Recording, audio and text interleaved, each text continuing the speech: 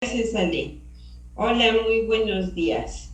Pues un tema también muy amplio y pues lo tratamos de extractar y poner la parte más importante de mucha literatura que hay al respecto.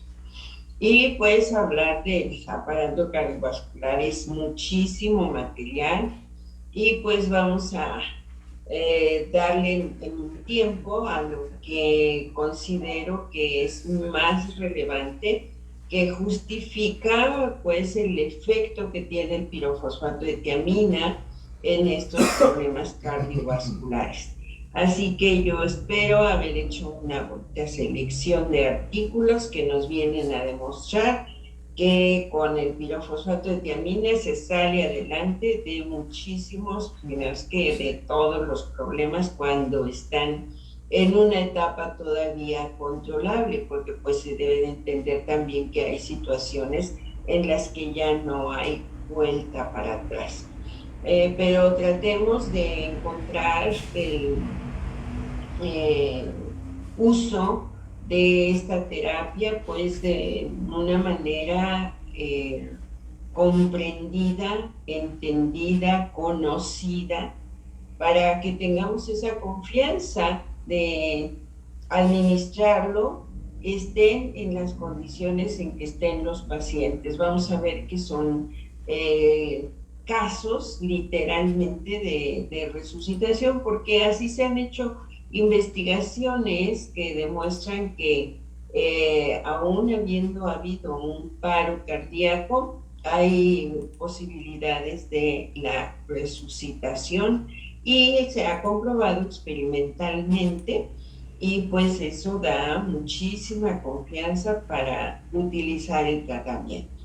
Bueno, pues entonces vamos a empezar en qué nos fundamentamos para decir todo esto. Pues todo, como siempre, se ha conocido por el padecimiento, por las enfermedades y por tratar de encontrar la explicación.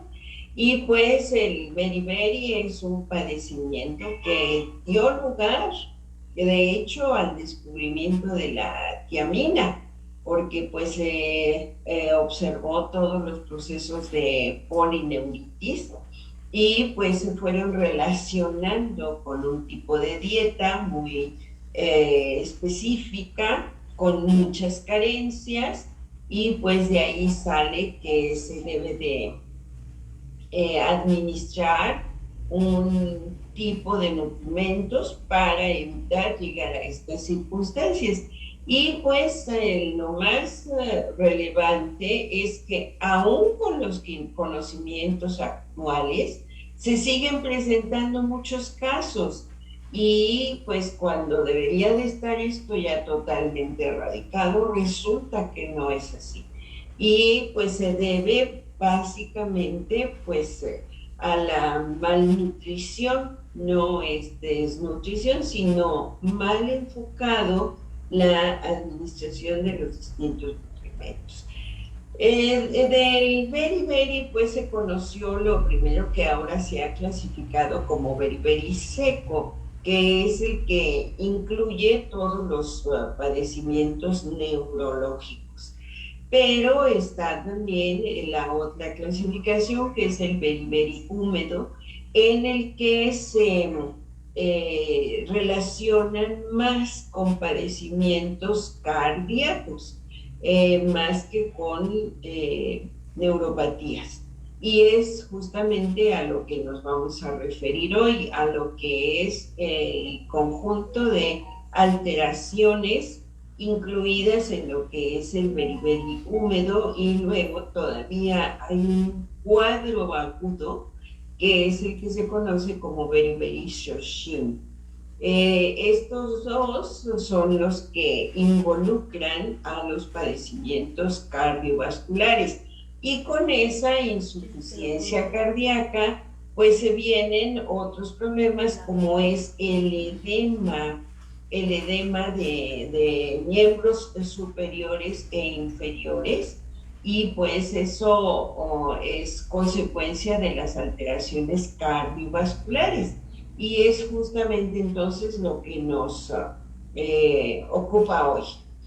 Este padecimiento pues es muy difícil de ubicar en algunos casos, que es lo que ponen de manifiesto artículos muy recientes, porque esto se conoce desde hace un buen rato, pero actualmente, pues dadas las condiciones de el desarrollo de la nutrición, de los conocimientos, de la información médica, de todo lo que se ha desarrollado en términos generales para el tratamiento de los padecimientos, pues sí resulta incomprensible que se siga confundiendo con otros padecimientos precisamente por el enmascaramiento que hay, porque dicen cómo una persona pues de clase media o media alta o incluso acomodada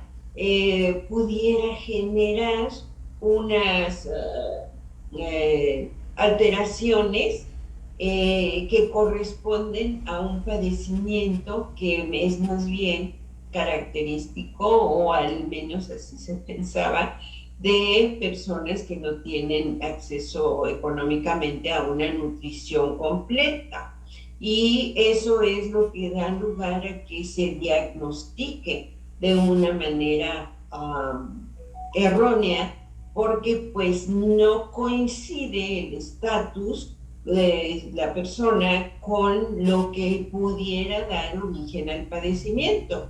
Pero pues se maneja mucho que el problema es pues básicamente de desconocimiento por parte del paciente y por parte del médico, ¿no? Y poder reconocer que a pesar de que sean personas con una adquisición económica bien, no tenga el conocimiento de los requerimientos nutricionales, o bien, por ejemplo, por alcoholismo, puede darse de una manera diferente, no irse directamente al síndrome de Wernicke-Korsakoff, sino tener por ahí confundidos algunos de los o entremezclados, que es lo que produce la confusión en el diagnóstico, y estarse presentando un Shoshin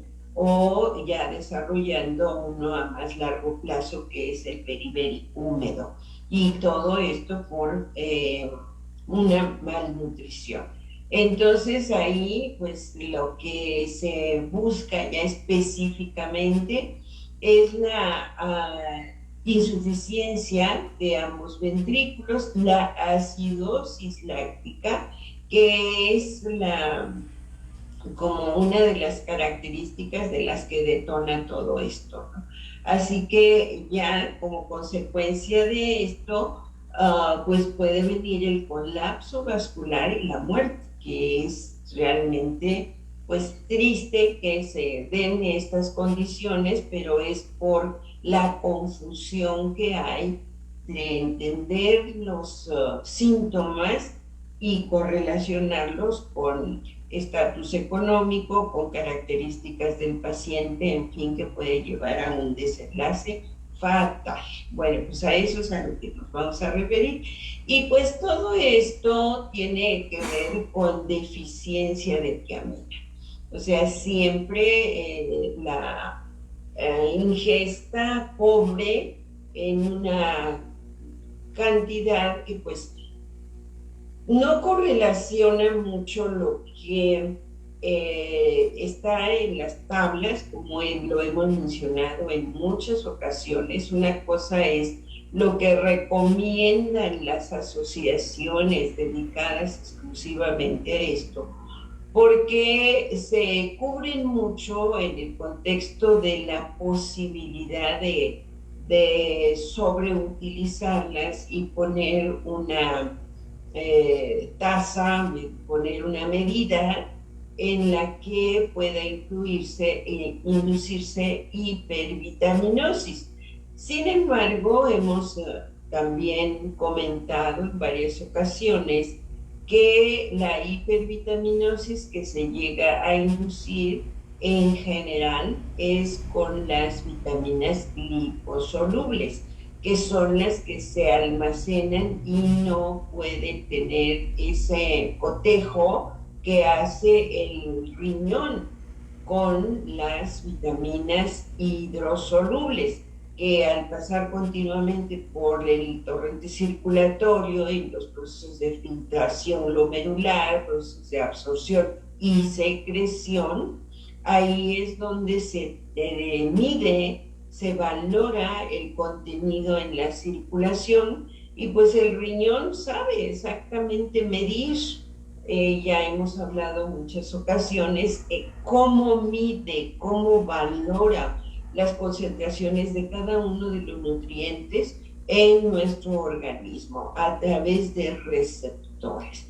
Cuando todos sus receptores se saturan, pues entonces aunque quiera no lo puede retener, se pasan y continúan su trayectoria y se eliminan por orina.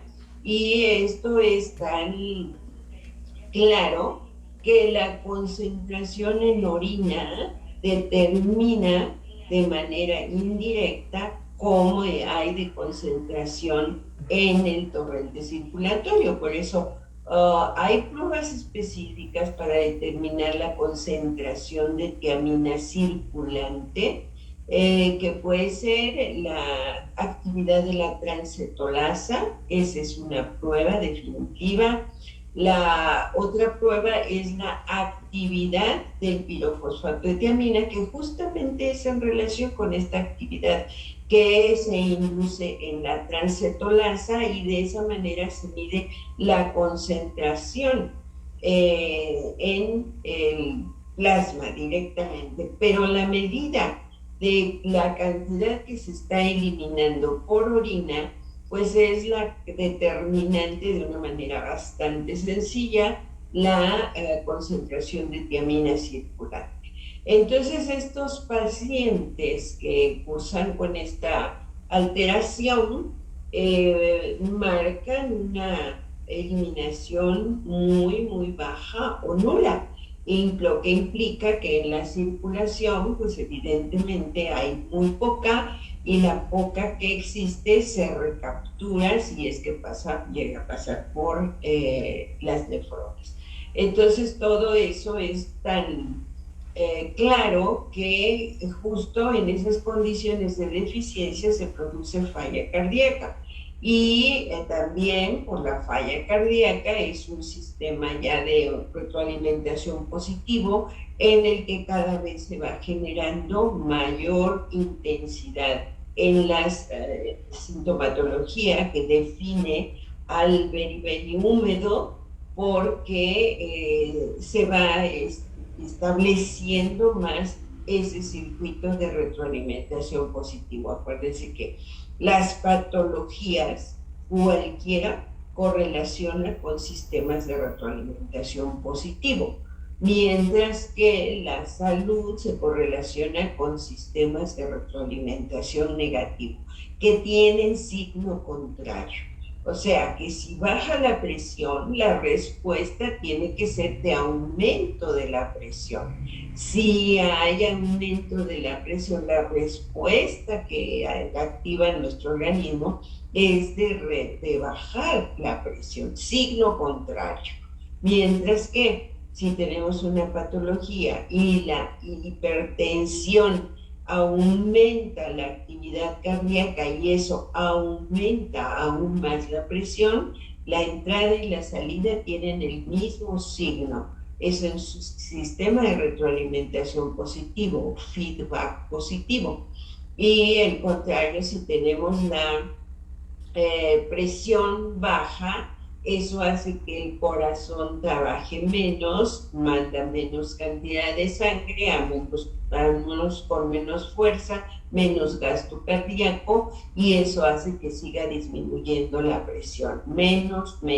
El mismo signo de entrada, el mismo signo de salida, sistema de retroalimentación positivo y patología asociada a ello.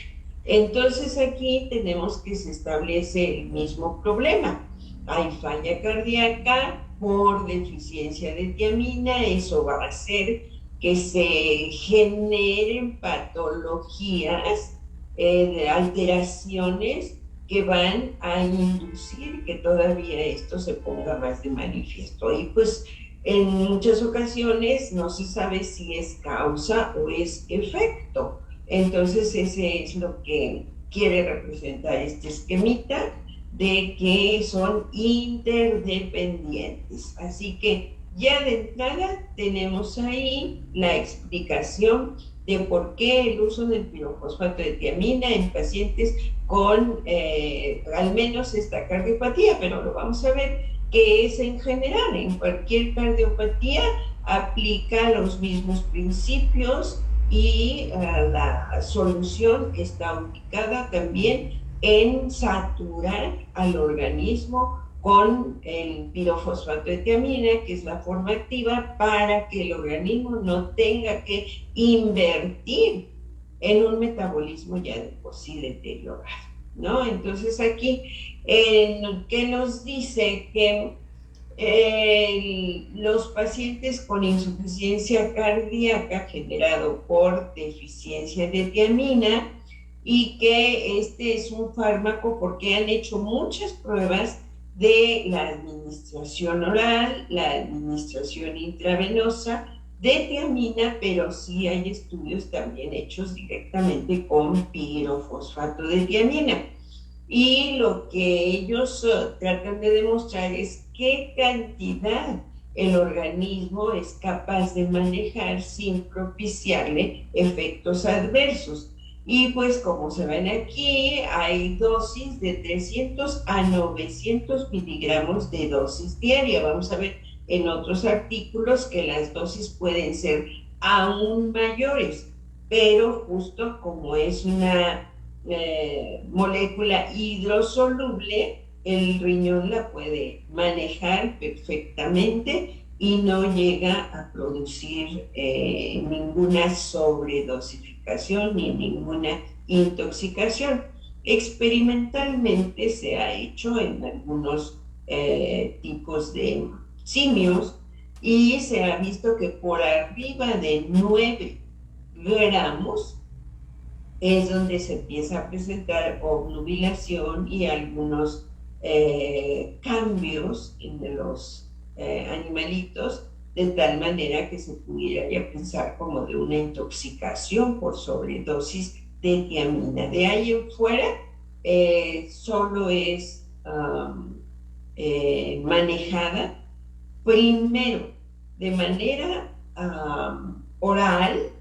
Evidentemente mucha no se va a reabsorber por los problemas de saturación de receptores que la captan. ¿Se acuerdan que lo hemos visto mucho eso? Entonces, la introducción por la vía oral, ya desde ahí se tasa la proporción que va a introducir, que siempre es muy diferente a lo que queremos saturar por la vía oral. Nunca se va a producir eso porque los receptores que la capturan en el tracto digestivo determinan ahí su captura, y eso va a medir mucho lo que se introduce. Pero también se han hecho experimentos en los que la saturación crea un gradiente de concentración que puede permitir el desplazamiento por gradiente químico, y entonces puede atravesar membranas sin requerimiento de receptores, y es lo que se conoce como arrastre por solvente. Si se crea un gradiente de alta concentración, por lo que sea, el agua se va a mover, y al moverse el agua se lleva a muchos productos. y los que pueden tener ese mecanismo por tamaño y por carga, se van con el agua. Y eso es el arrastre por solvente. Entonces, algo de ese material llega a pasar. ¿Sí? Y pues eso es lo que nos dice esta diapositiva. Ahora, la falla cardíaca en general es consecuencia de varios aspectos, ¿no? Puede ser causa o efecto. Y aquí en este artículo del 2018 nos dice que la terapia con tiamina para la falla cardíaca es una promesa o es ficción. Sí, porque fíjense nada más en el 2018, pues a la fecha van a haber artículos del 22 en el que se sigue dudando que si la tiamina sirve para esto. Y entonces nos manejan aquí que el uso crónico de altas dosis y por tiempos prolongados de diuréticos nos lleva a una falla cardíaca por deficiencia de tiamina. Y esto es muy característico pues, de pacientes con hipertensión que puede formar parte del síndrome metabólico y de la diabetes. Y justamente se administran los diuréticos para bajar la presión arterial y eso correlaciona mucho con que se excrete la tiamina por la vía urinaria y eso va a llevar a deficiencia de tiamina y la deficiencia de tiamina nos va a llevar a la falla cardíaca. Entonces eso es interdependiente también porque pues, es causa y efecto, ¿sí? Y otros problemas, por ejemplo, que se estén ingiriendo alimentos que no tengan un buen contenido pues en general de vitaminas, o que haya disfuncionalidades intestinales que impidan que se absorba. Y entonces son factores como la congestión esplácnica que nos pueden llevar a la deficiencia de tiamina. O sea, hay muchos aspectos en los que es imperceptible la generación de este problema y se va a manifestar en una falla cardíaca, pero como que no hay correlación. Dice, pues, ¿por qué se le presentó a este paciente estas características si no hay una correlación sistémica que nos explique esa falla cardíaca? Y entonces aquí nos correlacionan algo de lo que puede pasar imperceptible. Esto ya ha sido descrito desde hace un buen rato, en el que la furosemida que se administra justamente con este mismo objetivo que ya mencionábamos de la complejidad que es el tratamiento para los pacientes tanto del síndrome metabólico como de la diabetes para corregir esos padecimientos, se maneja la furosemida y otros diuréticos. Y de esa manera se tiene ya por mucho tiempo o por periodos muy prolongados y conforme va haciéndose resistente el paciente a esto, se van incrementando las dosis. Y fíjense ustedes, ellos los ponen por periodos mayores a 3 meses, cuando pues esto generalmente se les maneja, y es que ya tiene usted que usar estos medicamentos de por vida. Y pues resulta que se van generando otros problemas que van a llevar a algo mucho más serio, ¿no? Y dicen, no, pues es que son las complicaciones de la diabetes, son las complicaciones sumadas a los tratamientos que los mismos medicamentos van generando los deterioros. Esto de la furosemida tiene mucho tiempo que se está manejando y sin embargo se siguen utilizando. Y pues lo mismo vamos a ver al ratito con otra que es la metformina, que está súper también de moda, pues tiene exactamente uno de los mismos mecanismos que van complicando todavía más estos problemas que ya tienen de por sí estos pacientes, ¿sí? Así que puede ser la deficiencia de tiamina generada por la suma de eventos, como es la alimentación con poco contenido y la utilidad o la utilización, perdón, de medicamentos que nos inducen la excreción urinaria, la diuresis, porque son diuréticos precisamente, y pues aquí fíjense este dato, que la excreción urinaria de tiamina es proporcional a la tasa de flujo urinario. O sea que mientras más estemos orinando, más cantidad de tiamina estamos eliminando. Y pues eso es lo que ha creado mucho estudios, ¿no? Porque ¿por qué se arrastra la tiamina cuando pues están los receptores? Y justamente uno de los aspectos es cómo se modifican los receptores de acuerdo al padecimiento por la hiperglicemia. Y ahí es donde está el estira y afloja de si es como que se modifica la interacción molecular de los receptores, pues no solamente con la tiamina, sino con varios nutrientes, porque a final de cuentas estos pacientes, a pesar de que tienen obesidad, cursan con desnutrición. Y eso, pues, eso se debe a por una parte lo que están introduciendo, pero por otra parte cómo se modifican los factores de absorción, y uno de los principales es la tiamina, porque aparece tiamina en la orina y en el plasma nos aparece baja concentración de tiamina. O sea que tiamina que está entrando, tiamina que se está yendo, ¿por qué no la está captando el paciente si la está introduciendo? Y pues ahí lo que se maneja es el cambio en la afinidad de los receptores o cambio en el número de receptores, ¿sí?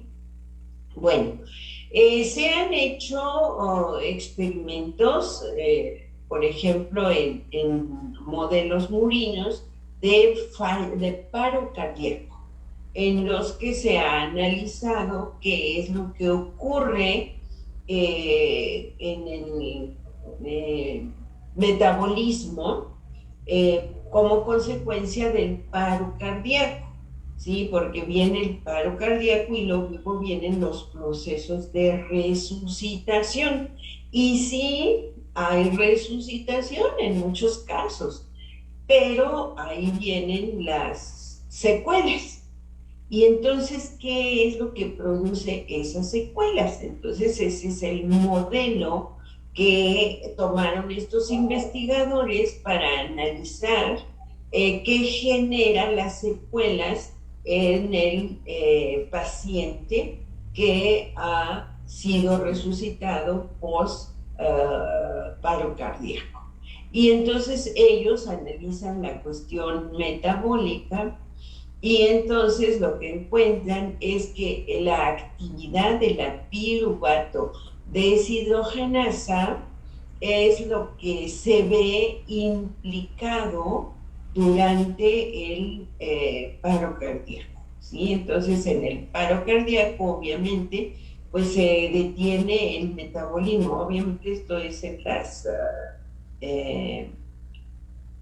células tanto del corazón como del cerebro. Ellos analizan el metabolismo en cardiocitos y en el cerebro. ¿Qué es lo que ocurre después de que lo resucitan?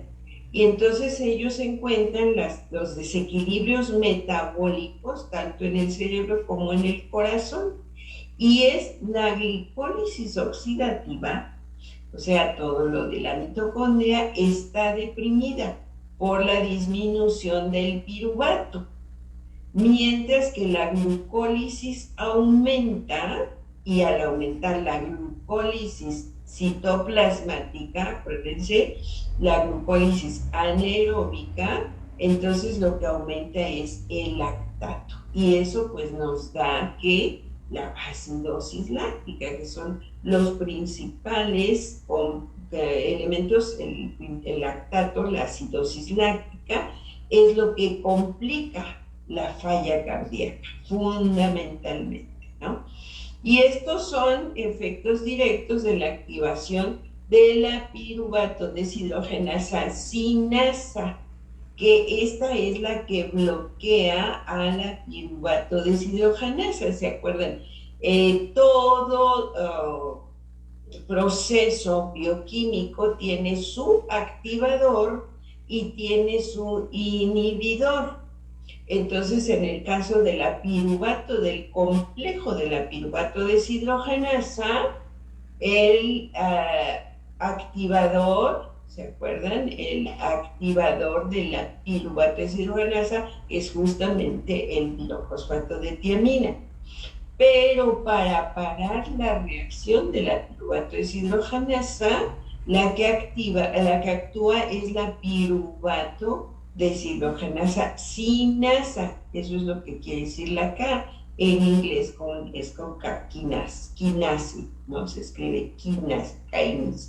Y esto es justamente el evento que tiene mucho que ver con la alteración metabólica, que obviamente pues para la producción de ATP, para la utilización del oxígeno, y eso pues es lo que es la muerte como consecuencia de esos cambios metabólicos si no se produce la resucitación, que la resucitación pues saben ustedes que es con el masaje cardíaco o bien con los shock eléctricos, ¿no? En un hospital se hace esa resucitación.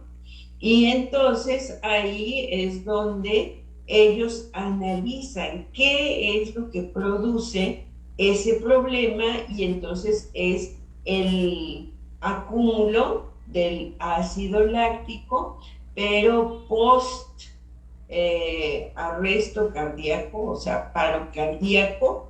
Entonces tenemos la recuperación de la producción de energía a través de la activación de la piruvato deshidrogenasa. Eso es lo que se ve. Y resulta de que, pues nosotros sabemos que activa a la piruvato deshidrogenasa, ¿no? Que es el pirofosfato de tiamina, ¿sí? Así que aquí está metabólicamente explicado el efecto que puede tener la administración del pirofosfato de tiamina de manera inmediata en un paro cardíaco, ¿sí? Así lo tenemos. El efecto de la resucitación. Y pues la explicación es la reactivación de la piruvato deshidrogenasa, que nos la para la piruvato quinasa. Entonces hay que desbloquear este bloqueo que normalmente ocurre, y el mecanismo está perfectamente explicado. Y este es un medicamento que siempre se ha comparado, es un químico que se ha comparado siempre con lo que está haciendo el pirofosfato de tiamina, que también lo hemos comentado en el caso del cáncer, ¿sí? Que todo eso es, va correlacionado exactamente. Ahora, en este artículo de enero de este año, se describen de una manera muy resumida las propiedades biológicas de las vitaminas del complejo B. Obviamente yo tomé de ahí exclusivamente lo que se relaciona con la tiamina, ¿sí?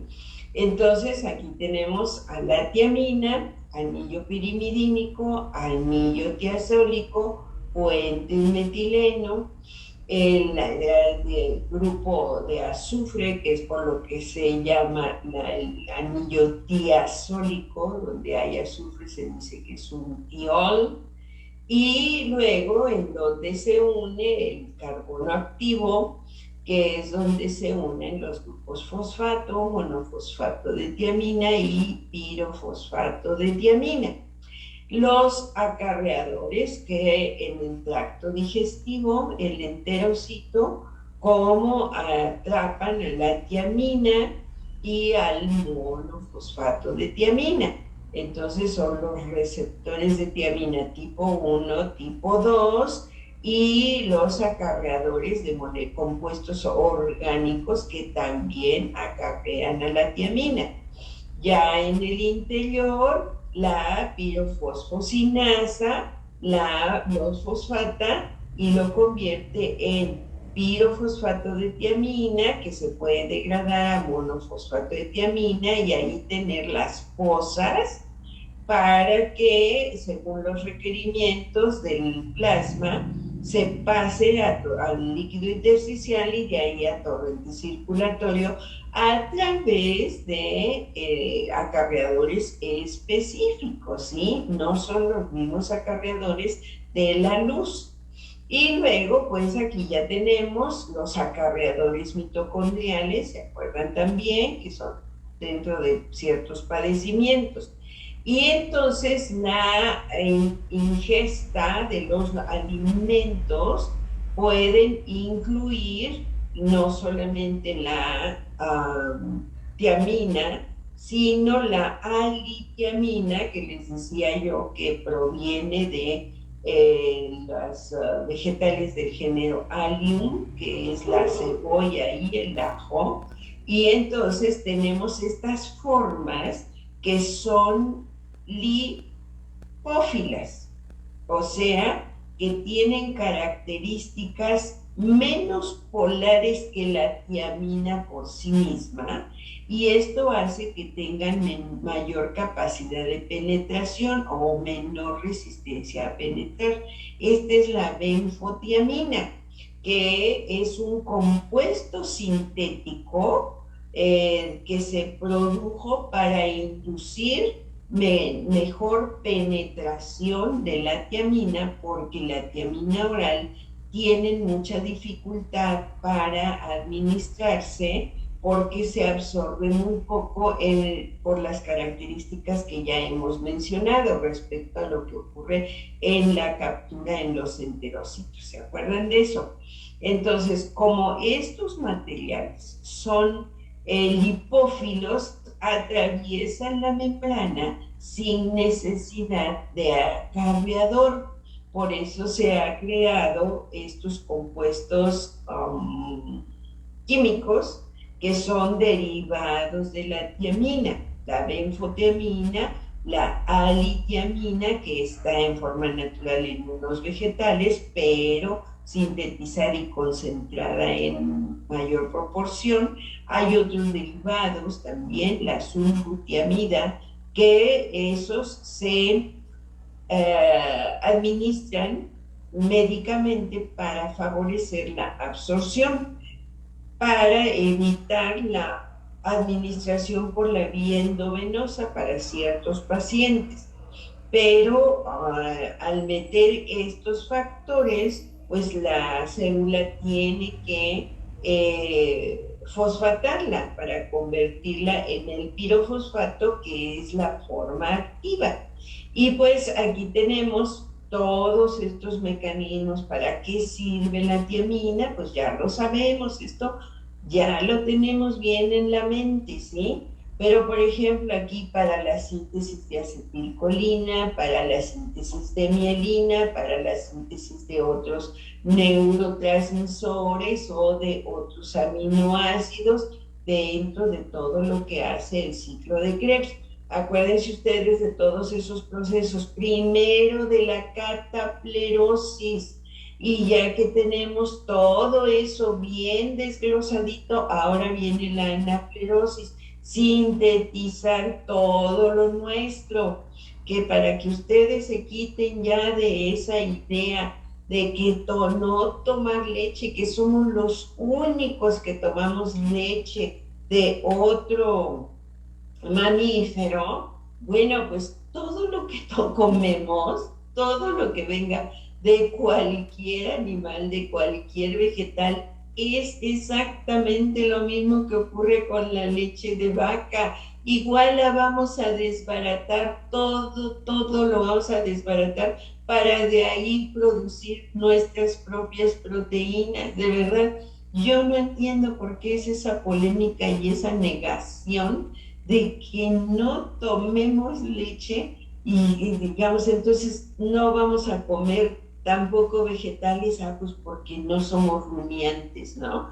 O sea, ese tipo de razonamientos se me hace realmente increíble. Como el otro razonamiento también así que me hace clic en mi cabeza, es por qué, la cuestión es esta de ¿por qué no comer carne? Porque sufren los animales, ¿no? Eso, la carne animal, la proteína animal. Porque ¿qué sufrir los animales? Porque las plantas no gritan, no sufren cuando las cortamos, cuando las machacamos, cuando las picamos, cuando las cocemos.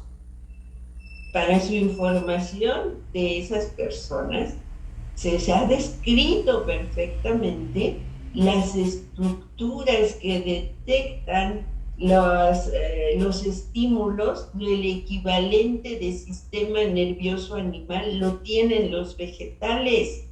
Igualitito, así cuando nosotros sentimos que nos duele, cuando nos muerde un perro, o nos muerde nuestro niño, nos muerde nuestro nieto, pues igualitito sienten los vegetales, las frutas cuando los mordemos, ¿sí? Pero es que los animales sufren, todos los vegetales no sufren, las frutas no sufren cuando nos las comemos, ¿verdad? Son células vivas y tienen todo eso. Pero bueno, de verdad que yo no entiendo dónde está nuestra cabeza, pero bueno. Entonces, esto a nivel molecular, porque ya nada más estamos viendo todo lo que está haciendo el pirofosfatetiamina, ya a nivel más profundo, ¿qué es lo que hacen? Comprobado con la benfotiamina, porque les digo, ¿por qué se utiliza? Porque tiene una capacidad de penetración más efectiva por la naturaleza lipídica que le otorga estos enlaces. Y entonces ahí se ha visto que disminuye la ciclooxigenasa, que disminuye la 5-lipooxigenasa, que todas estas son moléculas que tienen que ver con la síntesis de las moléculas proinflamatorias, ¿se acuerdan de eso? Y que nosotros hemos visto que el pirofosfatetiamina, donde actúa, es bloqueando a la aldosa reductasa, que es antes de esto, ¿sí? Y que por lo tanto vamos a tener disminución en la producción de moléculas, si no es que bloqueo de la producción de las moléculas proinflamatorias. Ahora, este factor nuclear kappa B, aquí está, está una beta, no es beta, es kappa B porque se refiere a las células linfocíticas tipo B, que fue donde se describe este factor nuclear. Entonces, este factor nuclear es el que está normalmente en el citoplasma y cuando se activa, ingresa al núcleo y reprime genes que nos llevan a la síntesis de moléculas proinflamatorias. Lo mismo que la MAP sinasa, que es una enzima que activa todos los procesos dependientes del AMP cíclico, lo mismo que la sinasa que nos lleva a la activación. Todos estos son procesos que nos llevan a la activación, estos ya los tenemos bien conocidos, la activación y producción de moléculas proinflamatorias, ¿sí? Entonces, aquí se ve como comprobado químicamente en muchos modelos cómo la benfotiamina viene a disminuir todos los elementos que nos conducen a las complicaciones de la diabetes vasculares, inflamatorias y los desórdenes neurodegenerativos. O sea, este artículo está muy interesante porque así como nos resume todo lo que hace la tiamina en su forma activa, que es el pirofosfato de tiamina, comprobado a través de modelos experimentales con la benfotiamina por la facilidad de penetración que tienen, nos viene a demostrar todo lo que nosotros estamos viendo en el paciente cuando se administra el pirofosfato de tiamina. Entonces ustedes ven que el paciente se desinflama, que se controlan los parámetros del diabético, que todos los desórdenes neurodegenerativos ceden y se van corrigiendo, que hay como consecuencia de la liberación de neurotransmisores, de la producción de glutatión, regulación de los procesos de retroalimentación, los ejes que controlan a todo nuestro organismo. Todos esos eventos hacen el pirofosfato de tiamina en su forma activa. ¿Sí? Es un resumen excelente.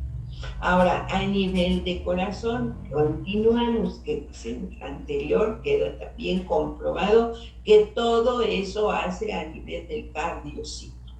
Este artículo del año pasado nos dice que el tratamiento con tiamina mantiene la función cardíaca contra el daño producido por la isquemia mediante el mantenimiento del tamaño mitocondrial y los niveles de ATP. O sea, que dentro de las cardiopatías tenemos que contemplar la mitocondriopatía. O sea que si tenemos una falla cardíaca, tenemos que estar pensando que esos cardiocitos tienen alteradas sus mitocondrias, ¿sí? Y entonces aquí se ve, pues a nivel anatómico, a nivel anatómico, esta parte necrosada, todo es como consecuencia de un proceso isquémico. Ellos lo que hacen es inducir isquemia,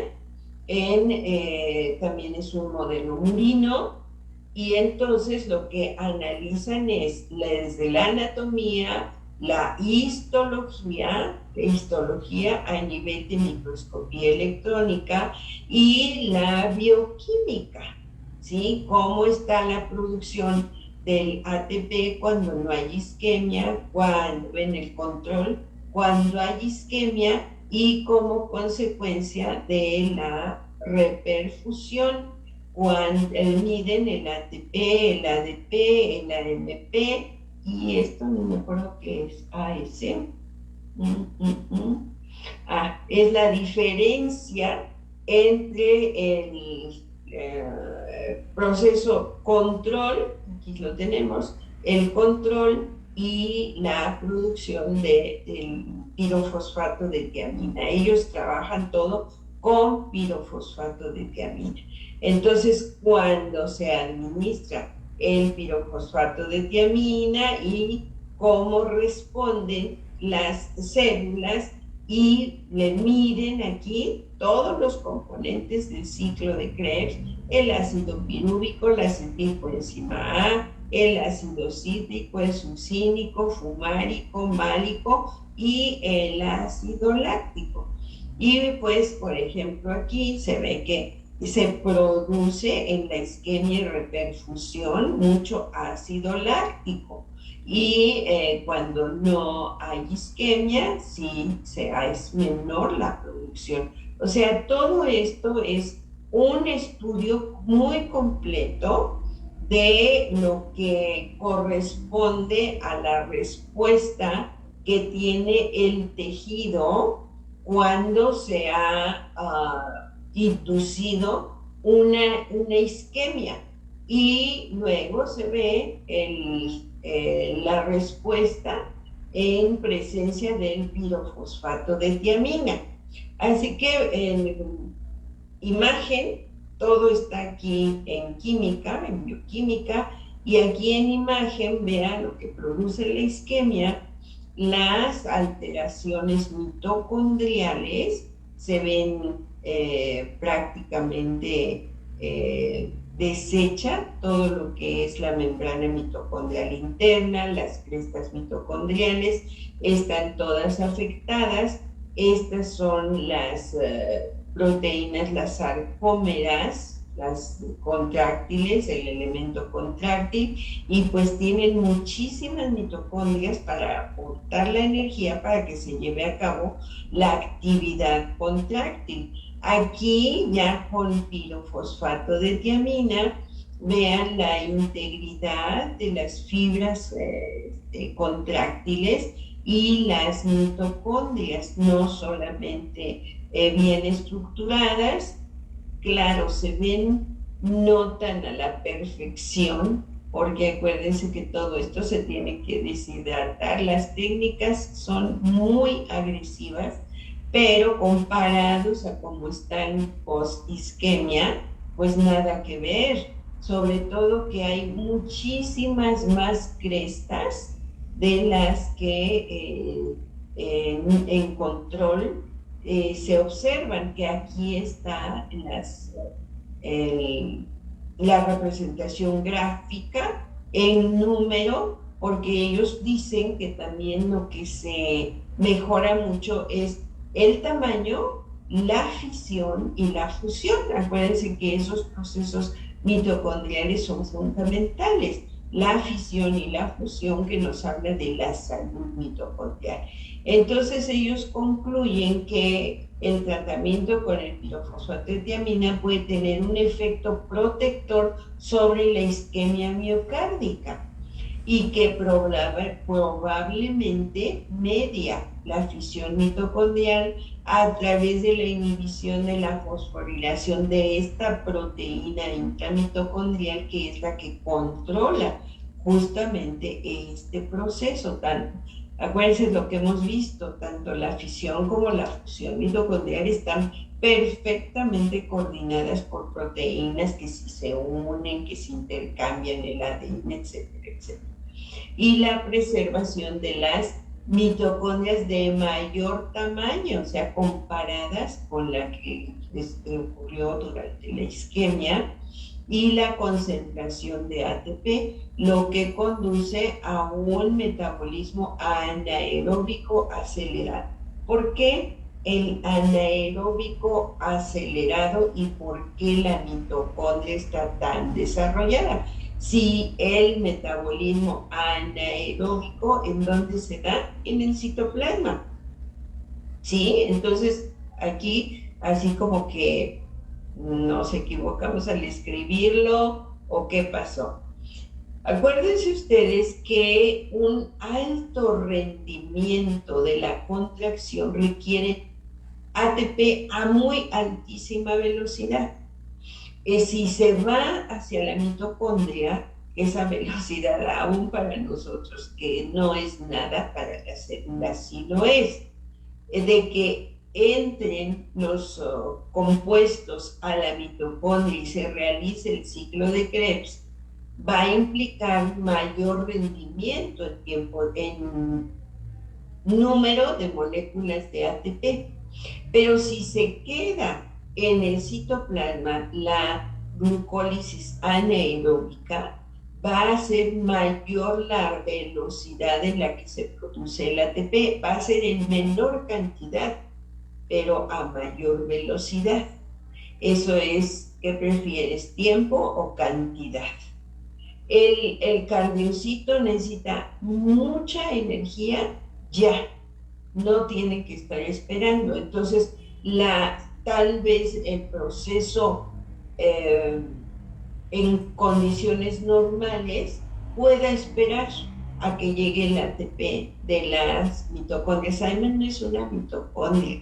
Hemos visto cuantísimas mitocondrias y cuantísimos ciclos de Krebs están llevando mitocondrias en la mitocondria. Así que el rendimiento, la producción del ATP es permanente, es continua, pero se garantiza, y eso comprobado con los atletas de alto rendimiento, los veloces, los de los 100 metros, 200 metros, utilizan más la glucólisis anaeróbica porque es el ATP ya.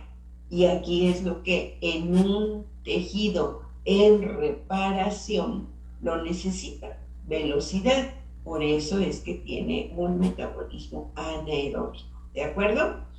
Ahora, aquí este artículo nos cuida, nos induce mucho a cuidar la sintomatología, porque ahí es donde lo que les comentaba al inicio, que se puede dar que esté mal diagnosticado al paciente por confusión de diagnóstico por la sintomatología que está manifestando el paciente y que no checa con su estatus, por ejemplo. Entonces nos dice que pacientes que se presentan con una inexplicable miocardiopatía, o sea, no se le entiende por qué tiene esos síntomas, si su vida es así, si está alimentado, si tiene tal edad, cosas de ese estilo, ¿no? Y entonces proponen que lo primero que se debe de hacer en cualquier miocardiopatía es inmediatamente medir la tiamina para detectar una posible deficiencia de tiamina.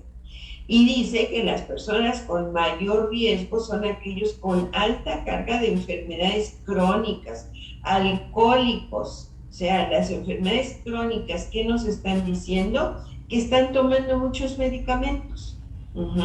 El alcoholismo, pues ni se diga, ese siempre va a correlacionar con deficiencia de tiamina, pues por lo que ya hemos hablado en otras ocasiones, que si los receptores, que si el consumo del metabolismo, etcétera, ¿sí?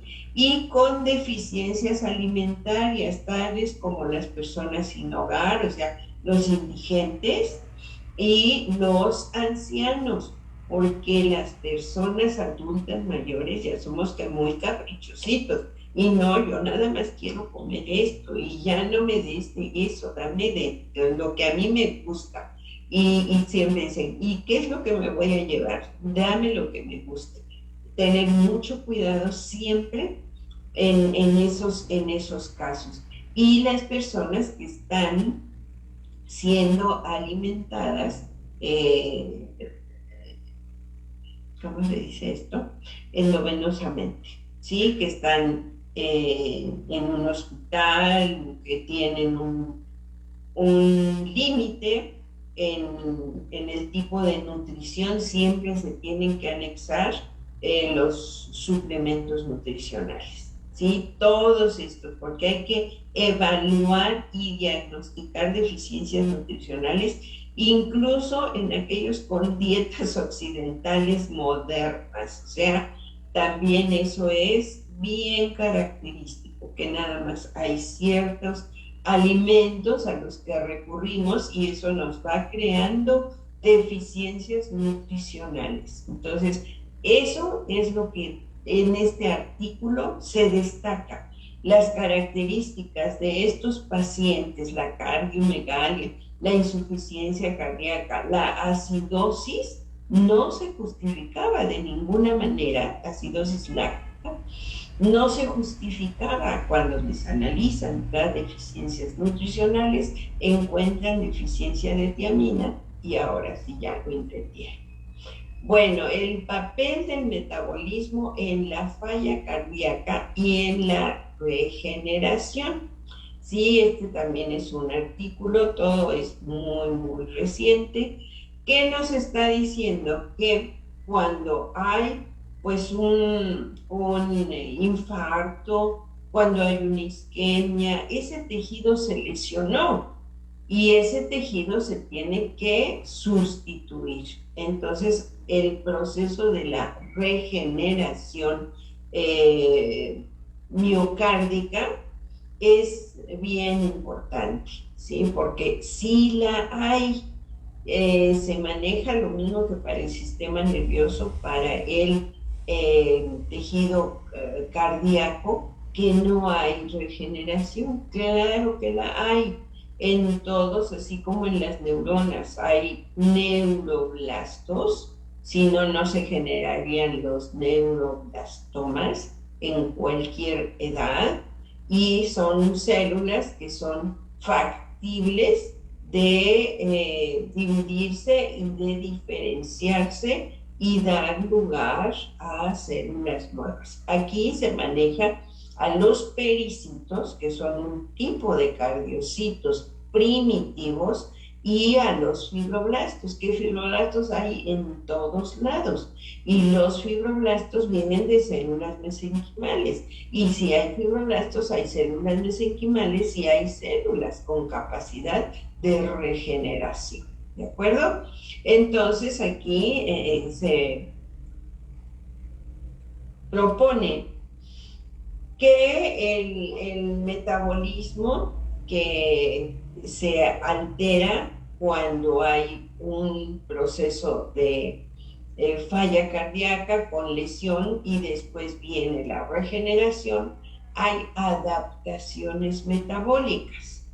Evidentemente, acuérdense, la flexibilidad metabólica, y por eso siempre les digo, no se rindan y digan, ya ese paciente ya está desahuciado, ya no hay nada que hacer. Siempre hay algo que hacer porque las células tienen muchas opciones y las desarrollan en la medida en que nosotros les aportemos las herramientas para que lo puedan desarrollar. Si tenemos todo desnutrido a ese paciente, todo anoréxico, todo sin oxígeno, todo, pues claro que la célula, por más flexibilidad metabólica, no va a tener de qué echar mano. Pero aquí nos maneja que en un corazón de un ratoncito recién nacido, la producción energética corre principalmente a cargo de los carbohidratos, mientras que ya en el adulto es a base de los ácidos grasos. Siempre nosotros recordamos que en cualquier cirugía en la que se abra el tórax, y eso es un error pero garrafal que cometemos todos, hablar de le hicieron cirugía a corazón abierto, que no es el tórax el que se abre. Imagínense que se abriera el corazón, que abramos al corazón y todos se hablan así. Es que le hicieron cirugía a corazón abierto. Hombre. El tórax, al exponer el corazón, no siempre lo vemos rodeado de gas y nos asustamos porque siempre decimos, mira nada más, ahí está toda la grasa acumulada, y así como lo vemos por fuera nos imaginamos que está por dentro. lo que sucede es que el corazón, mientras más adulto, mayor la persona, se juntan los dos eventos. El corazón siempre va a utilizar fundamentalmente lípidos para su metabolismo y el acúmulo por la deficiencia metabólica por la edad avanzada. Esos dos factores dan esa imagen de un corazón totalmente cargado de grasa, pero por dentro es otra cosa, ¿sí? Y entonces eso es la explicación de que en la medida en que vamos cambiando de activar las mismas hormonas, va cambiando y eso hace que el metabolismo sea totalmente diferente. Entonces aquí tenemos las estrellitas, nos van a decir qué enzimas se activan para producir la regeneración metabólica, que eso va a repercutir en la regeneración celular. Entonces hay muchas formas de inducir todos estos procesos regenerativos, pero pues aquí nos están manejando todos los aspectos del metabolismo, y el metabolismo, ¿con qué lo vamos a incentivar? Pues ahí volvemos otra vez con el pirofosfato de tiamina, ¿sí? Entonces eso es el aspecto que debemos siempre de pensar, que en la falla cardíaca, que en un infarto, que en una isquemia, ahora lo vemos, los pacientes que tuvieron un infarto y que incluso les dicen tienen que regresar a hacer su vida normal. O sea, si se les recluye como antes, pues evidentemente ese órgano cada vez va a ir trabajando menos, esforzándose menos, entrenándose menos, y va a ir en deterioro progresivo, gradualmente. Entonces lo que hay que hacer es, al contrario, incentivar su actividad para que todas estas rutas metabólicas, aquí nuevamente vemos a la piruvato deshidrogenasa, que es la inductora de un metabolismo idóneo para que haya procesos de regeneración. Todo esto son mecanismos de actividad que fundamentan la fisiología, la bioquímica fundamenta la fisiología.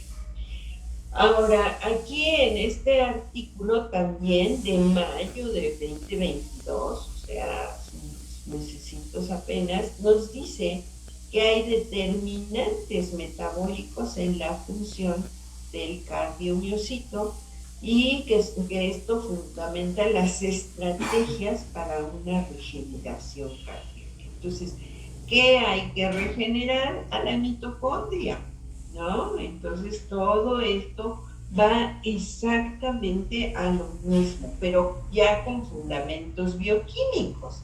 No es nada más de pues dale esto porque sí, es darle esto por tales y cuales razones, tales y cuales fundamentos, ¿sí? Entonces aquí que nos habla el cardiocito prenatal, vida intrauterina, depende de todo del ciclo de Krebs, toda la fosforilación oxidativa, que es lo que nos va a dar la energía para que esos cardiocitos primitivos pues empiecen ya a desarrollar su actividad contráctil, ¿sí? Y las crestas pues están muy poco desarrolladas, y ya en la vida postnatal, en el cardiocito postnatal tiene un crecimiento francamente elevado, muy alto, y pues tiene la provisión de todos los elementos necesarios para que tenga una capacidad día y noche en todas las condiciones. Estos no paran, es una actividad continua, permanente. Lo único que va a cambiar es la frecuencia de la contracción de acuerdo a nuestras actividades, pero siempre es una actividad súper demandante en la que pues están implicadas las mitocondrias y por eso lo vemos tan desarrollado todo el condrioma en estas estructuras, ¿no? Así que el, el, el tejido cardíaco es súper dependiente de todos los procesos metabólicos y pues de ahí depende todo el trabajo que realiza. Ahora, decimos que las células primitivas pueden ser las totipotenciales o las pluripotenciales, ¿sí? Van a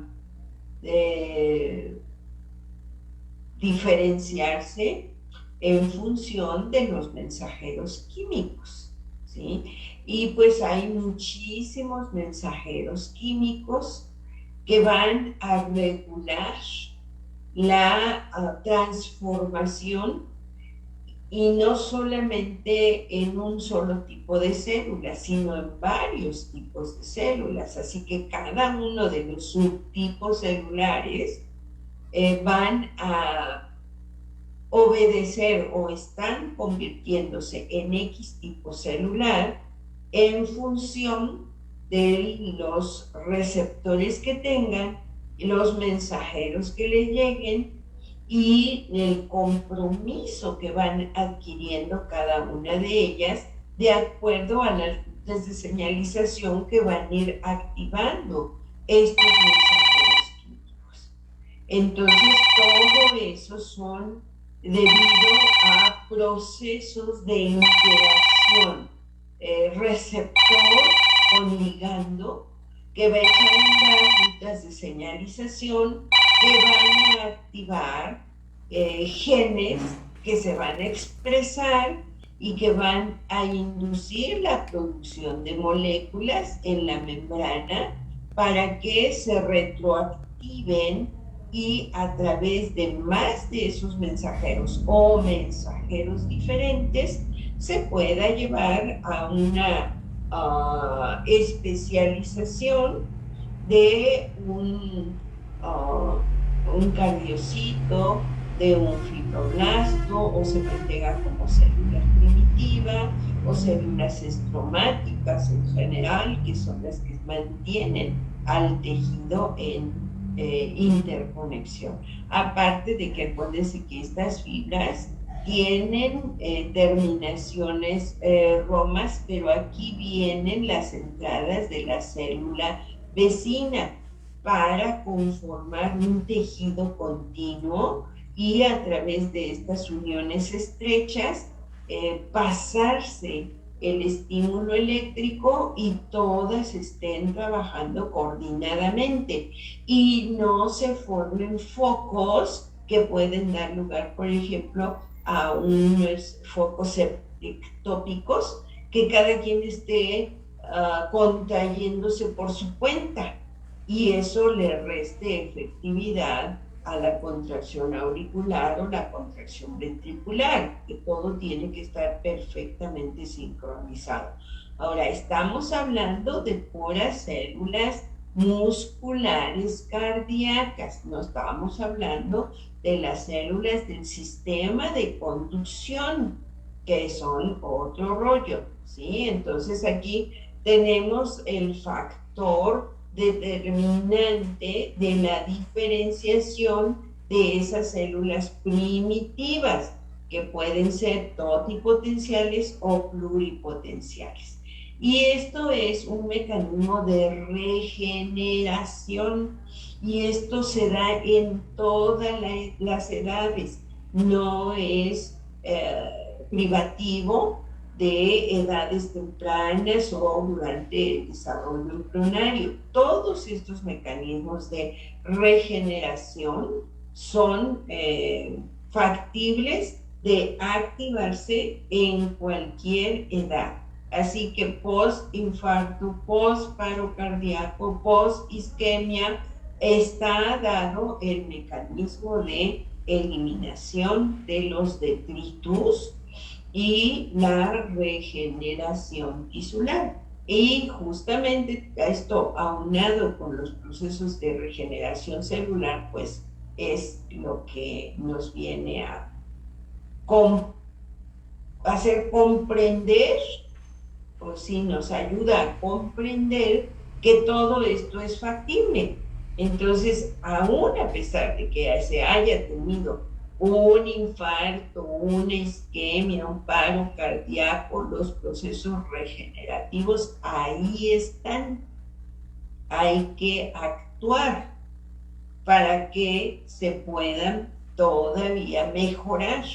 Las células los tienen, el tejido lo desarrolla, pero si nosotros le estamos quitando todas esas opciones por una malnutrición, por unas emociones en las que estamos liberando los corticoides, que son los que nos vienen a inducir toda la producción de las moléculas que detienen todos estos procesos, pues evidentemente vamos a bloquear, estamos saboteando nosotros mismos los procesos de salud que tiene bien implementadas nuestras células, ¿sí? Entonces aquí nos está hablando de las estrategias de regeneración cardíaca y manipulaciones metabólicas para aumentar la regeneración cardíaca.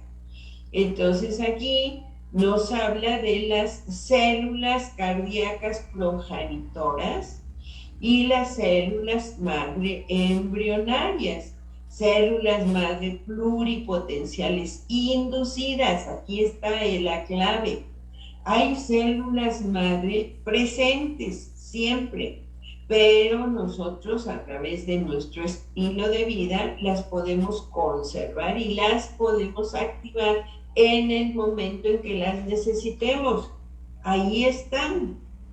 Y todo esto es factible de reactivarlo metabólicamente hablando. Esto es a nivel mitocondrial, por eso se habla siempre de las mitocondriopatías.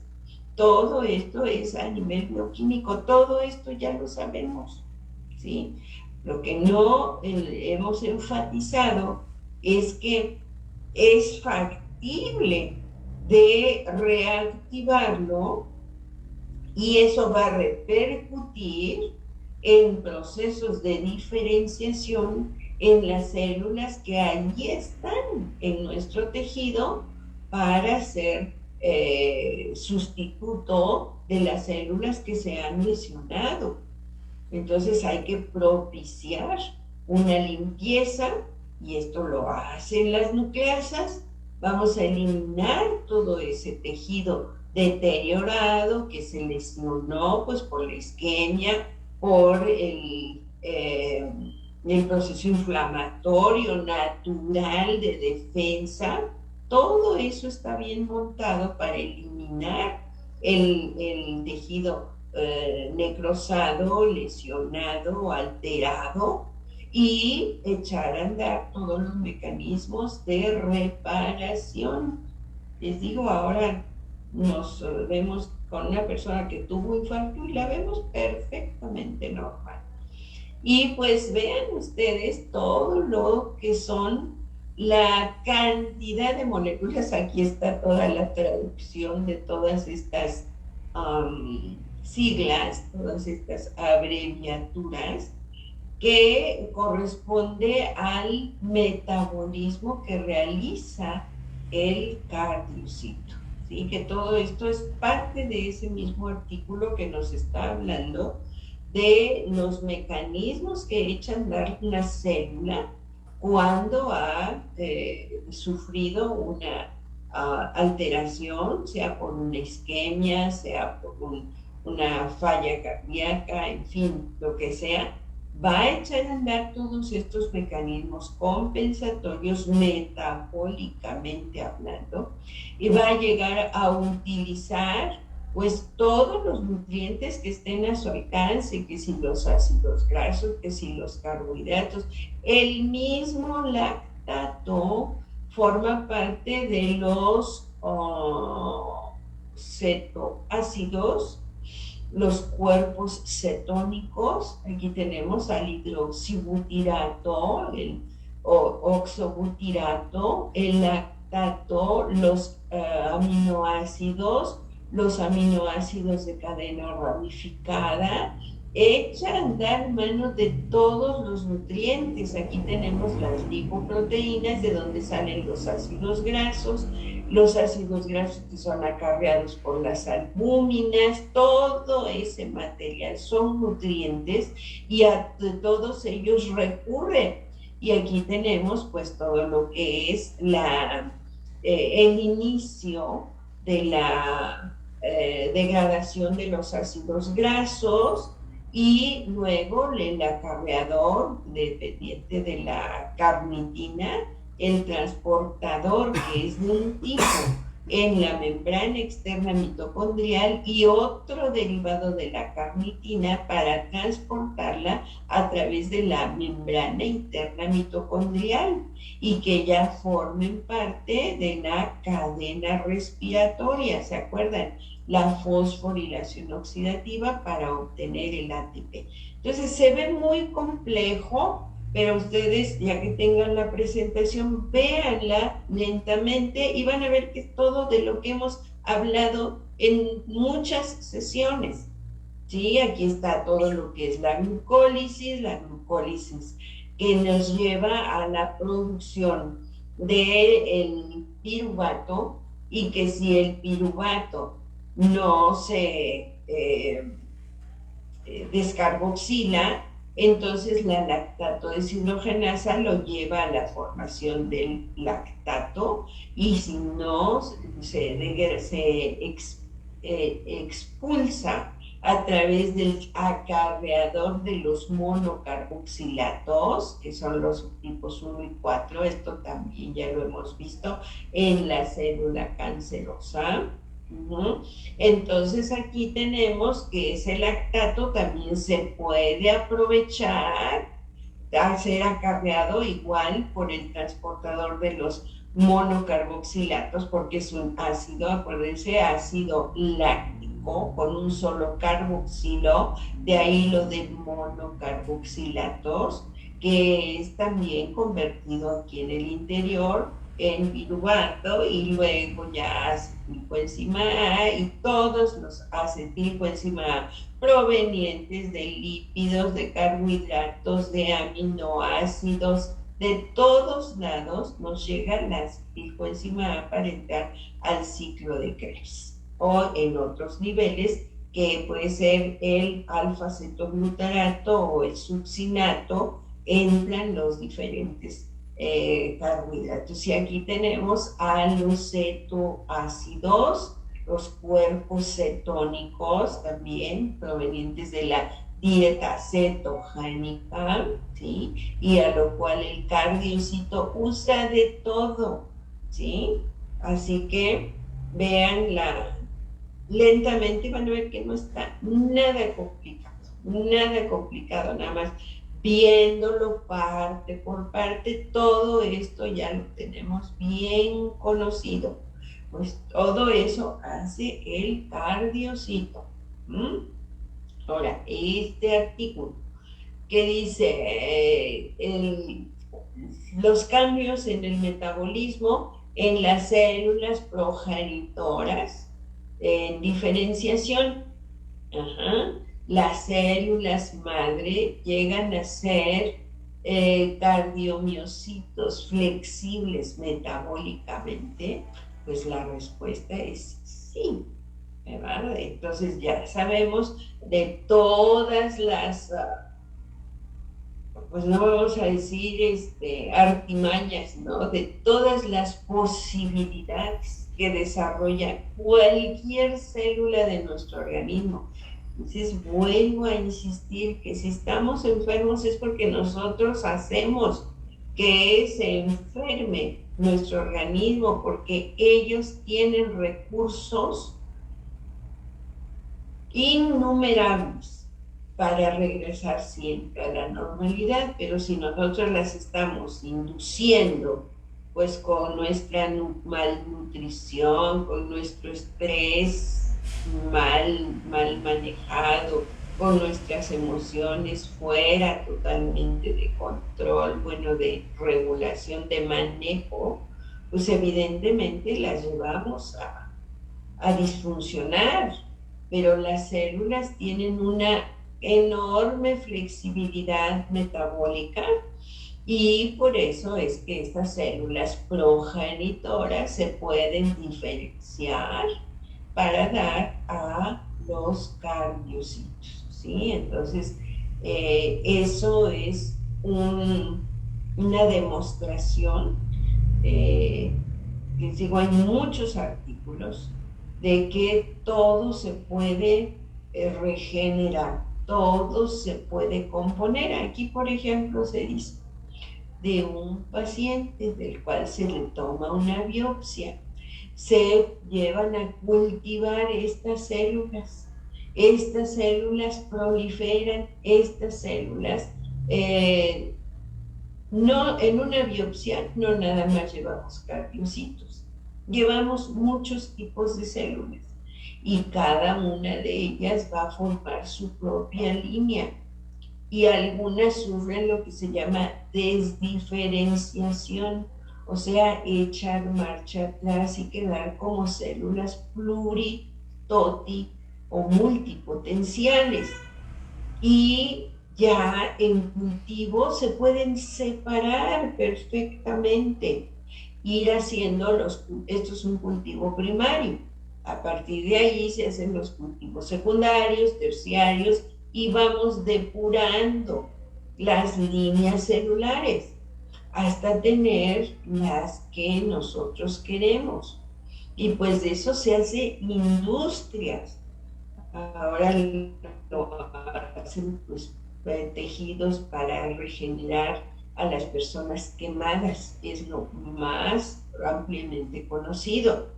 Pero esto es igual para regenerar a un tejido que es altamente especializado y que decimos no hay nada que hacer. Bueno, depende de qué tanto te metas a estudiar para que veas las opciones, que son muchísimas y que pues por lo mismo de desconocidas son elitistas. Nada más las curiosas, las personas que están estudiando, pues ven todas estas opciones y lo bueno es que ahora se están llevando ya al uso cotidiano. Ya son técnicas que se están difundiendo y que pues con un poco de inversión para poner las condiciones de asepsia en una clínica se pueden tener todas estas metodologías. Ahora hay laboratorios especializados en vender ya las líneas específicas de lo que se necesita, o bien los inductores para que ese mismo tejido lesionado pueda volverse a regenerar, ¿sí? Porque hay que administrar, pues sí, pueden ser células, pero esas células van a encontrar un medio adecuado o van a encontrar un medio todo deteriorado y que todo lo que se le daba in vitro ahora va a sufrir porque acá no lo va a recibir en el paciente, ¿sí? Todo eso se tiene que considerar para tener un proceso regenerativo, que haya una angiogénesis, una neoangiogénesis favorable. Porque si lo vamos a meter a un medio en el que el sistema inmunológico pues los va a acabar, pues imagínense ustedes de qué va a servir todo ese tratamiento. Hay que poner un nicho ecológico apropiado que va a recibir a ese tejido. Pero en condiciones normales nuestro órgano los tiene, ¿sí? Entonces, ¿Por qué se deterioró? Porque nosotros le dimos las condiciones en las que se perdieron todos estos mecanismos de autorregulación. Los tenemos, y los tenemos desde el nivel bioquímico, desde el nivel molecular, y aquí lo estamos viendo en términos de reacciones bioquímicas, pero evidentemente pues todo esto es a nivel de, de, de partículas, de subpartículas, del entorno, el pH, la osmolaridad, todo eso es importantísimo que se lo estemos dando a las células para que todo vuelva a la normalidad. Entonces aquí tenemos la diferencia en lo que es un paro cardíaco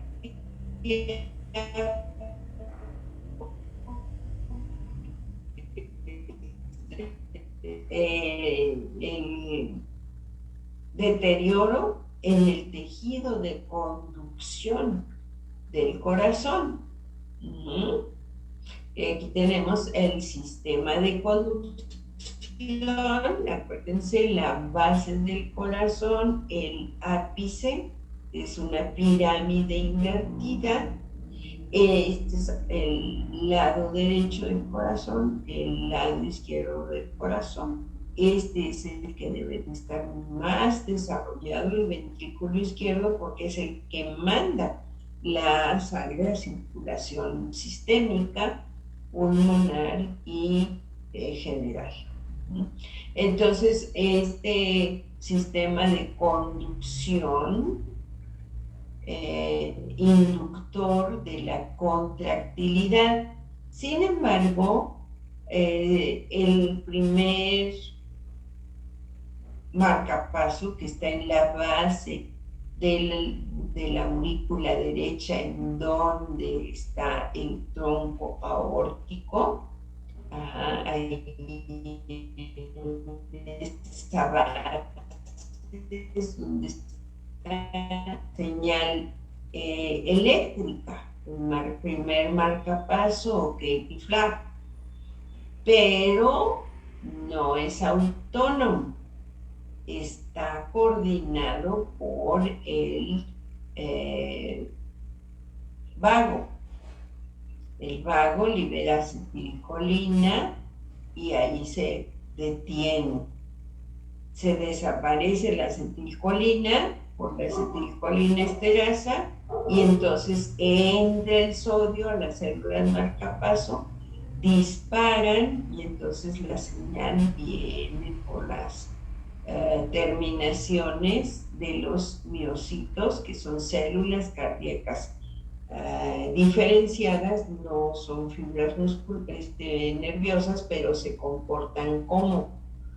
Y luego se difunde la señal por las aurículas, llega al nodo de Ashok-Darwara o aurículo ventricular, y de allí se viene por el haz de His, la rama izquierda, la rama derecha, y luego asciende para estimular a los ventrículos. Entonces esto es lo que hace que se desfase y se contraen primero las aurículas, y cuando están terminando de contraerse, iniciando la relajación, empieza la contracción ventricular, y eso es el desfasamiento que da lugar a los llenados rápido y lento. Entonces todo eso se altera evidentemente en el paro cardíaco, y eso produce la isquemia, y luego viene la reperfusión. Y entonces ahí es donde entran todos los procesos de reparación que hemos visto. Ahora, en el infarto es cuando se bloquea la circulación, y entonces la isquemia se produce por deficiencia en la irrigación en una zona determinada, como aquí está representado, ¿no? Que el coágulo o esta zona, y pues evidentemente hay zonas más deterioradas, pero el radio de acción es a unas regiones más alejadas de donde se dio el problema directamente. Y todo eso se tiene que recambiar. Y ahí es donde entran todos los procesos regenerativos, ¿sí? Así que entra todo lo metabólico, entra todo lo de las células totipotenciales o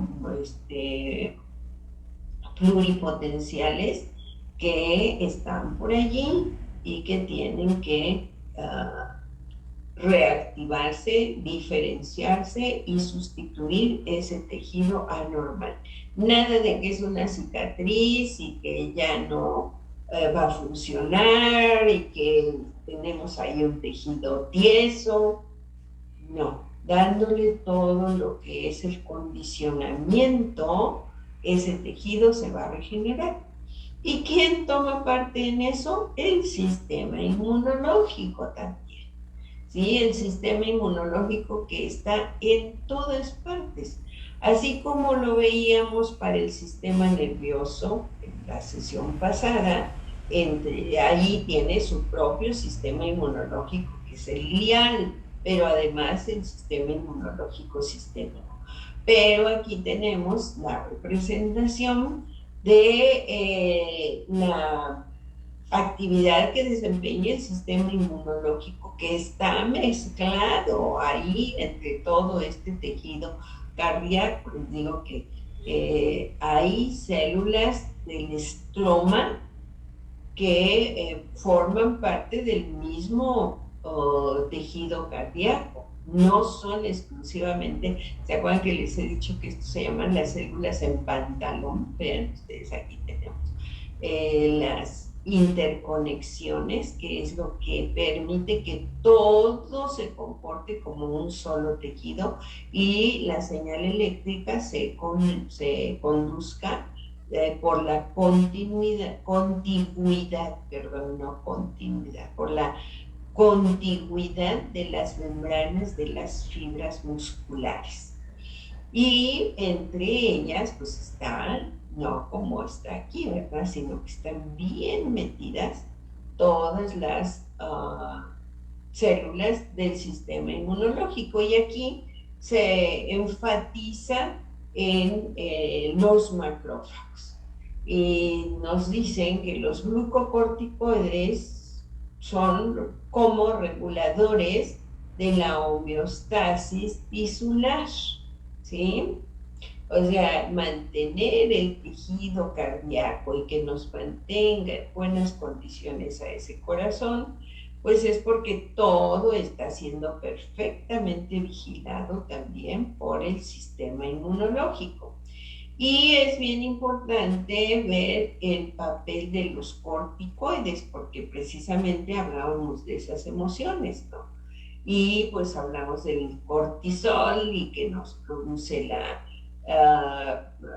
interacción con las catecolaminas y veíamos que la acetilcolina es el inhibidor del marcapaso, que aquí tenemos la base de las aurículas, la aurícula derecha, aquí donde está la interconexión con el aparato ya circulatorio. Aquí tenemos el marcapaso, ¿sí?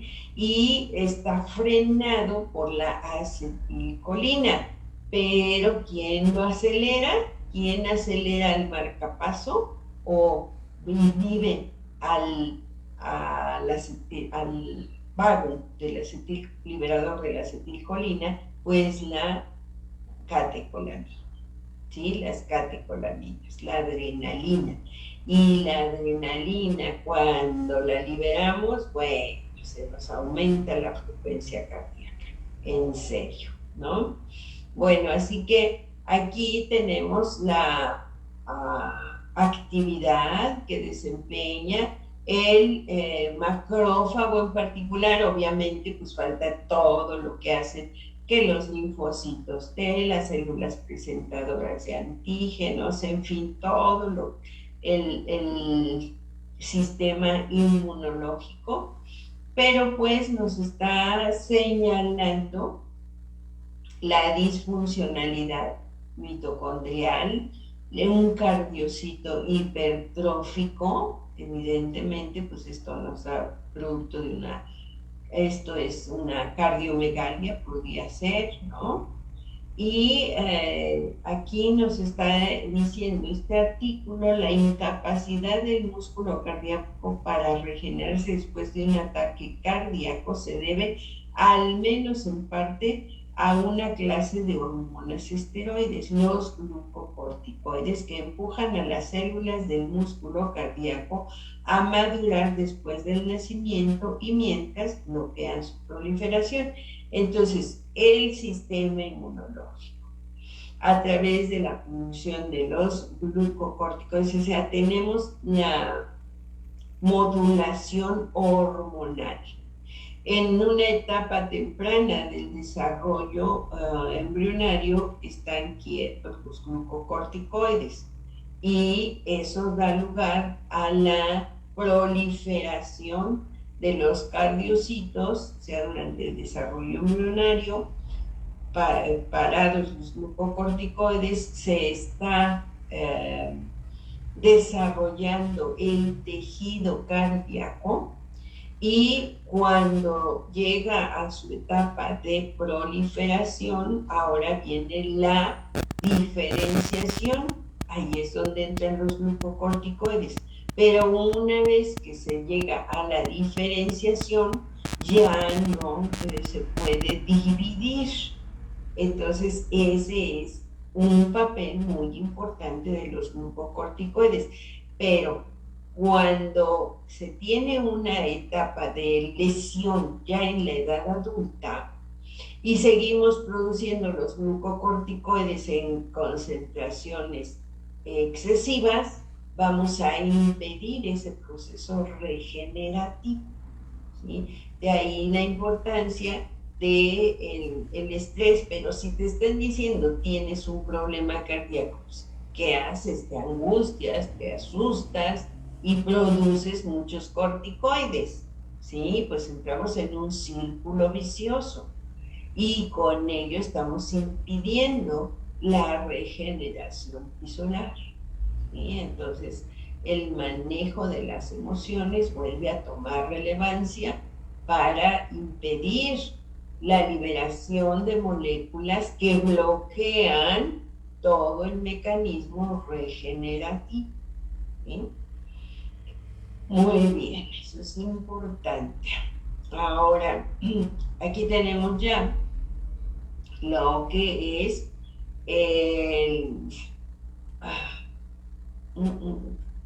los otros factores que están participando en todo este proceso, ¿no? Que es el pH, sobre todo en el caso de la acidosis láctica, ¿sí?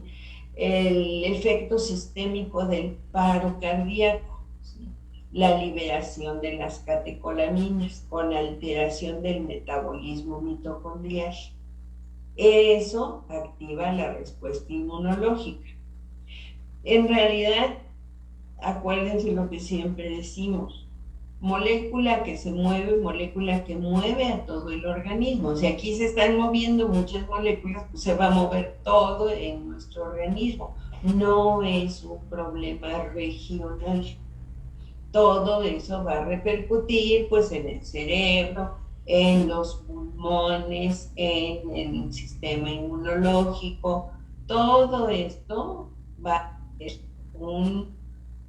una respuesta global, aunque la ubiquemos nada más aquí. O sea, están todos los focos dirigidos hacia el corazón porque hubo un paro cardíaco.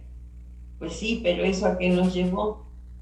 A que se active todo el proceso inflamatorio. ¿Se va a quedar aquí? Por supuesto que no. Entonces va a llegar a todos nuestros órganos, a todos nuestros tejidos, y ellos van a responder en consecuencia, liberando sus propias moléculas y evidentemente pues repercutiendo los efectos de esas moléculas que se están produciendo a nivel sistémico. No se va a quedar nada local, ¿sí? Entonces, pues, el paro cardíaco nos va a disminuir el oxígeno. Entonces va a haber hipoxia en el cerebro y por lo tanto, pues se puede llegar a lesionar también el cerebro, ¿sí? Va a haber una modificación en la producción de dióxido de carbono con respecto al ingreso de oxígeno. ¿Quién lo va a compensar? La frecuencia respiratoria va a ser suficiente para compensar la acidosis o la alcalosis producida por esta deficiencia respiratoria. Evidentemente, pues las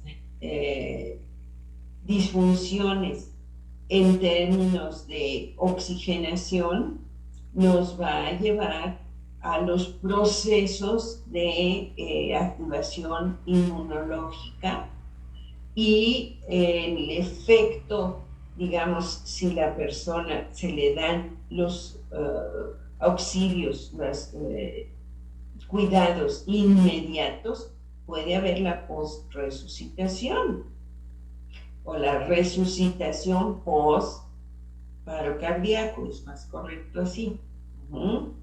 Y entonces eso que nos va a inducir todo lo que es la reperfusión, no solamente aquí, sino aquí, en el hígado, en el vaso, en todos nuestros órganos, ¿sí? Y entonces eso es sistémico, no es local. Tenemos que pensar en reestructurar, reorganizar la fisiología sistémica, no nada más local. Y pues la acidosis, ¿no? Que es lo que cualquier problema cardíaco nos va a llevar a la acidosis metabólica, ¿sí? Que pues eso automáticamente nos va a producir a nivel igual sistémico, porque no va a ser exclusivo de unas células, lo que va a activar a procesos cardiovasculares, neurológicos, respiratorios y en general, en todos los tejidos, en todas las células.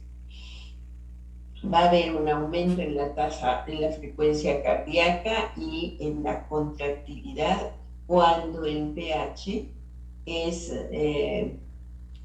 ya en valores, nosotros siempre lo ubicamos en 7.4, ya en 7.2 no se diga, a 7.1, acuérdense que son valores logarítmicos. Entonces, cuando ya se va a la acidosis, está en 7.2, 7.4, el promedio, pero en estos valores ya empieza a aumentar la contractilidad y en acidosis empieza a disminuir, ¿sí? Hay disminución de la respuesta a las catecolaminas, el flujo hacia el riñón, hacia el hígado disminuye, el umbral de la fibrilación también empieza a disminuir, o sea, ya todo está en el efecto cronotrópico e inotrópico. Y así en todos los órganos vamos a tener la repercusión de esa sobreproducción del ácido láctico que ya no puede ser manejado y es sistémico.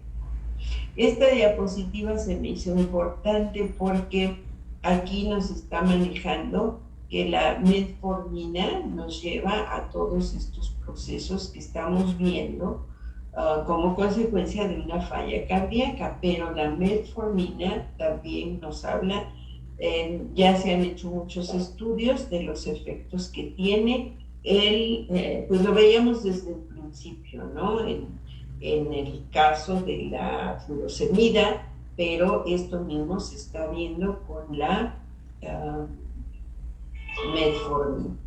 Entonces, este artículo nos maneja las anormalidades electrolíticas y en el pH que se dan en la falla cardíaca. O sea, al modificarse la frecuencia cardíaca, por la falla cardíaca, ya sea la frecuencia o la potencia, efecto cronotrópico o efecto ionotrópico, pues el líquido extracelular se ve implicado, el movimiento de todos los electrolitos, y entonces pues tenemos la hiperactividad del sistema nervioso autónomo vegetativo, y se activa todo el sistema renina, angiotensina, aldosterona, y pues eso va a hacer que se modifique el desplazamiento del agua, el desplazamiento de los electrolitos. Aquí tenemos el efecto de los diuréticos, que nos va a llevar a una hiponatremia, porque el agua no se va sola. El agua se lleva muchos electrolitos y todo eso nos va a producir una modificación en los iones, en los compartimentos extracelular, pues incluso intraorganelos. Lo que hay dentro de cada organelo es diferente con lo que hay en el citoplasma, y pues así se va jalando el agua y se va jalando a todos los electrolitos. Eso es lo que produce las muchas fallas cardíacas, y que también dice, pues, ¿qué tiene esta paciente o este paciente? Si pues está medicado, si está con estos tratamientos, etc. Pues justamente el estar con esos tratamientos es lo que está induciendo que el agua se mueva de una manera anormal y puede llevar entonces a la falla cardíaca. Puede ser causa o efecto. La falla cardíaca nos puede llevar a esto, y los medicamentos que nos producen una eliminación excesiva de agua que se arrastra a los electrolitos nos puede llevar a la falla cardíaca. ¿Sí? Entonces todo eso es bien importante, y pues esto nos explica el efecto que tiene cuando administramos el pirofosfato de tiamina. Estos artículos, evidentemente, hay muchísimos, los selecciono en base a la explicación que nosotros dirigimos el tratamiento, ¿sí? Que ¿por qué usas pirofosfato de tiamina? Para el corazón. ¿Por qué lo usas cuando hay disfunción en el cerebro? ¿Que por qué en el hígado? ¿Que por qué? ¿Sí? Esa es la información que justifica la aplicación del tratamiento, y es a donde yo enfoco para que ustedes encuentren también la forma de decirle al paciente, va a tener beneficio en esto, por esto, por lo otro, por aquello. Va a ayudarle no solamente al corazón, usted va a tener beneficio en el hígado, usted va a tener beneficio en su sistema nervioso, va a tener beneficio en sus fibras musculares, por esto y por lo otro. Eso es la idea que tenemos para que, porque van a son criticados. ¿Por qué nada más con sus moléculas corrigen cualquier patología? Bueno, porque son moléculas que usa cada una de nuestras células y funcionan así en su corazón, así en el hígado.